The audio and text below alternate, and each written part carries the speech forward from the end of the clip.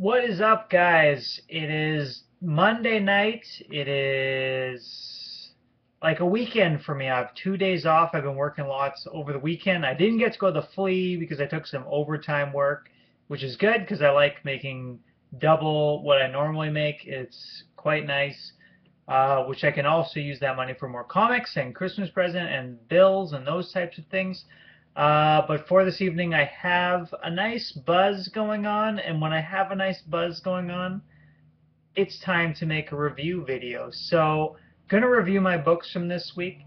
I got my whiskey here. I've been enjoying whiskey and Coke. I've been watching Fred Claus with my wife, who then went to bed because she's tired. Santa Claus has been fired. Fred is gonna have to step up and deal with this. I'm excited to see how this show concludes, but I can't watch it now. I have to wait for her. So I'm going to talk about comics instead. This is a week or two old. This isn't actually from this week, but I'm going to talk about it because it just ended. Superior Foes of Spider-Man. What a series. Nick Spencer bringing the most ridiculous title into a ridiculously good story. Really funny. Very like, it's like a ridiculous Ocean's 11. I think if the guys who are making Suicide Squad read this book and take some tips from it, I think they could make a really good story.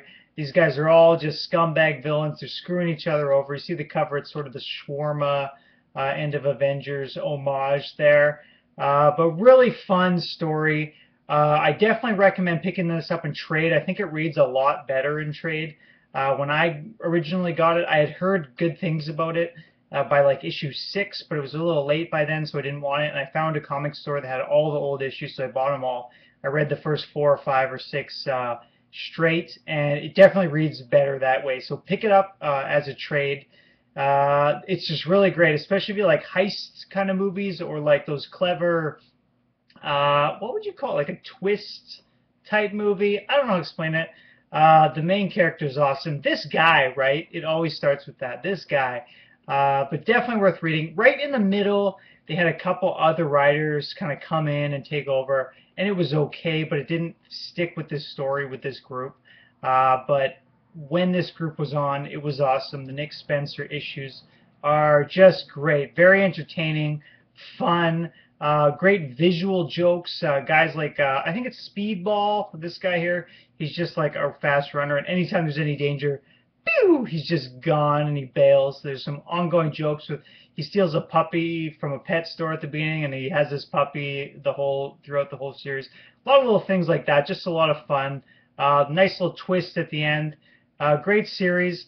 I'm sad to see it go, but it's one of those ones where it works better, I think, as a limited series, sort of quit while you're ahead type thing. So great job, Nick Spencer. I know you watch my videos all the time, and you're a huge fan of mine, so I appreciate you watching my videos. Keep up the good work. He was gonna. What was the series he was starting soon? Nick Spencer's gonna be starting a new series. I was like, I want to pick that up, and I can't think of what it is right now. So I'll have to tell you later. Next, Amazing Spider-Man Annual. This is like the 3rd annual this year, I think, because they've had 2 Superior Spider-Man annuals for some reason, and then they threw this one in here. This is good if you're into like just some classic standard Peter Parker type stories. These are always fun because you get new writers sort of spreading their wings and testing out and seeing if they have the chops to make it in this industry. And I think 2 out of 3 of these stories were decent. The 3rd one wasn't as great.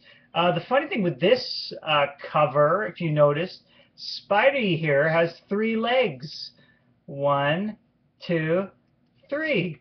So I don't know if that was intentional and supposed to do movement. Somebody suggested that, I was looking it up, this leg may have been the head, the back of the head of him, and the colorist sort of misinterpreted that with the pencils or the inking or whatever, and colored it wrong, and that was sort of supposed to be the back of his skull, and he saw it as a leg. So I don't know what you guys think, but 3-legged Spider-Man, there's all the boner jokes happening, obviously. But this issue was okay. It was fun. It was nice to just have a nice light 30-page Spidey story, I guess. I always don't like the $4.99 price tag, but what are you going to do? You know, it's Spider-Man. He's the most popular character. You're going to get gouged. Don't get mad, just enjoy what you have. Copperhead, number 4. So I think I read 2 issues of this week because I was shorted. I did not get my issue 3, and I had to get a reorder of that. I've been enjoying this series. This issue was okay. There was a lot of time sort of spent in a chase scene, which, unless you're Rick Remender, it's really hard to do these action space scenes really well, or action chase scenes really well. So I wasn't super pumped on that. It felt like it took up a lot of space with not that much interesting stuff. You sort of, as the chase is going on, you get little flashbacks to this guy. His name's Boo. His I think his name's Boo. Is that the same name of the guy from Monsters, Inc.? Because he's kind of the same. He's sort of a big hulking beast, but you know he's like lovable and you want to love him. This series, guys, it's like a space western if you don't know, and it totally it uses a lot of familiar characters, but that's okay. But they're all really nice characters, and they're all characters I like. You got the hard-ass female single mother sheriff going to like a mining town on the outskirts of the galaxy or whatever. And this guy's sort of, his race has sort of been enslaved by these people. So he's sort of like I guess it would be like, you could compare it to like black people in like the Western ages where they're sort of slaves and sort of lower class citizens, and he maybe should have been promoted to the sheriff, but they brought this other girl in. So the sort of setup is sort of familiar, but it works anyways. Like, even though it's familiar, I still really like it and I'm entertained by it. So this was an okay issue. I just wish a little more happened. You get a little bit with those flashbacks to like his war days of who he was back in the day. And it was sort of interesting, but didn't really push the plot along too far, but that's okay. It was still a half-decent issue. Copperhead's still solid. Glad I got it. It is back, Afterlife with Archie. I have like 5 or 6 series that like every month I'm looking forward to and always pleased with what comes out. It's like Mark Waid's Daredevil, Swamp Thing, which is going to be canceled. I'm really choked about that.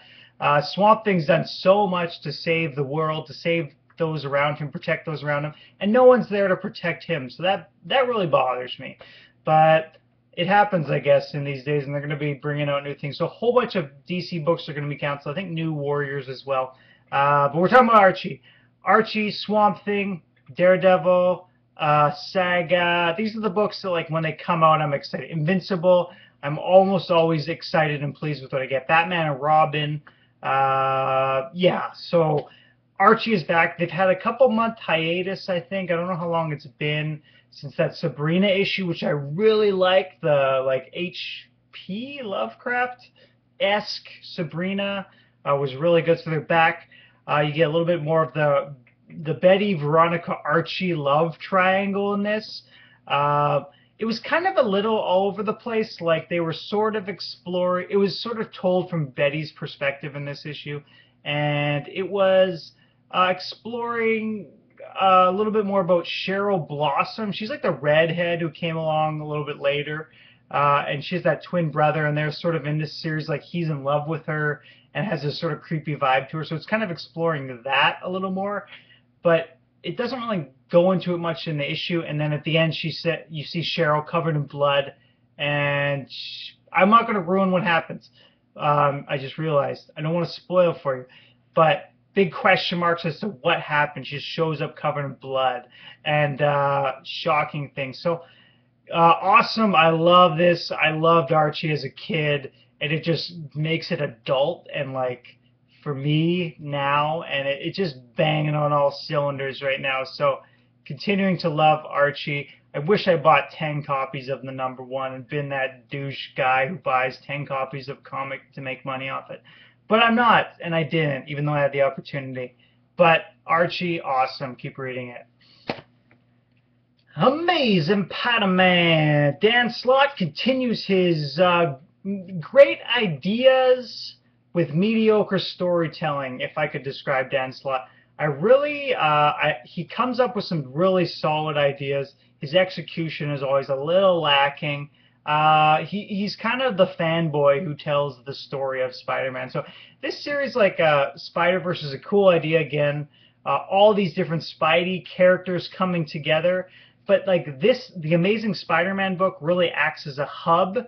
So you have like over here you have splintering like Superior Spider-Man going off with one character. Over here you have the female Spider-Girls going off together. Over here you have the clone Spider-Man. You got to get all the side issues and everything. And this kind of just, it sort of just goes as the hub. It's sort of that central book that sort of keeps you somewhat connected to what's going on, but not a lot really happens in these. I found so far. Who's the new artist on it? Oliver Copiel. His everything looks great. He suffers from something that I find with certain artists where you don't really get a good sense of the setting. They're just kind of in a place, like they're sort of in the cosmic Spider-Man's universe where he's sort of all projecting God, and he has a big fight in this.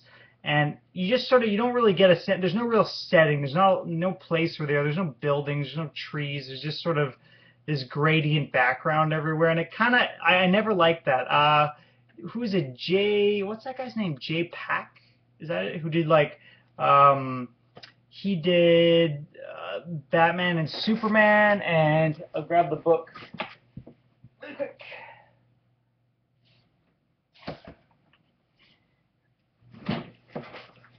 Jay Lee, not Jay Pack. I totally have slandered Jay Pack. Sorry, Jay Pack. Jay Lee, he also did this Gunslinger series, but it's sort of this, like that where it's kind of nice looking, but when it happens for the whole story, it really makes you feel like you're nowhere. You're just sort of in this mystical, invisible place. So I kind of get that sense from this. There's so many characters that all have to talk and explain things, and there's just not a lot happening, and there's no real place that they are. So for me, it's kind of dull. It's fun to see these other characters, I guess, but they get little fights here and there, but that's about it. I'd like to see them, I don't know, you have all these million universes. Let's go check out some of these different planets and stuff. I guess that's what I got to buy the other issues for, which I don't. I was very close to dropping this before all the Spider-Verse stuff started, and I didn't. I don't know why. I guess I'm a Spidey fanboy, even though I hate that. I think if you saw comic isn't good, you keep buying it, you're not helping the comic. But I sort of like it. I like the idea, so I don't know. I just want Dan Slott to move on. Okay, that's Spidey. It was fine. It was decent. I don't know, 3 out of 5. Batman Eternal. All this blends together to me. I can't even remember what happened in this issue, really. Batman does some stuff, and there's some explosions, and he's causing a ruckus, and Hush is like trapped in the Batcave and shit, and like, I don't know, he's doing his thing and continuing. He seems like he's in control right now, but we have learned, oh, this is the big thing, someone else is pulling the strings. Hush isn't the big guy, and my man Sleepy Reader 666 had predicted this from the beginning. He kept saying, I don't know if Hush is going to be the guy who is really pulling all the strings. I don't know if there'll be another guy. And with the success of this series, you know it's going to be another guy because they got to keep it going. They got to keep it going. So I'm annoyed. I was kind of hoping by the halfway point of this series, Gotham would be burning, Batman would be crucified, kind of like we saw in that first issue that they were leading up to, and we would get, and in the second half, we would get to see him sort of reclaiming it and coming back into this new messed up Gotham that doesn't have Batman and what that looks like. You have Catwoman leading the underground mafia and everything. Now, I want to see that world. There's just a lot of little filler stuff with this. I haven't liked Spoiler. I haven't find Harper's Row story super interesting. I really liked the Spectre and the Arkham stuff with Batwing. That was pretty good.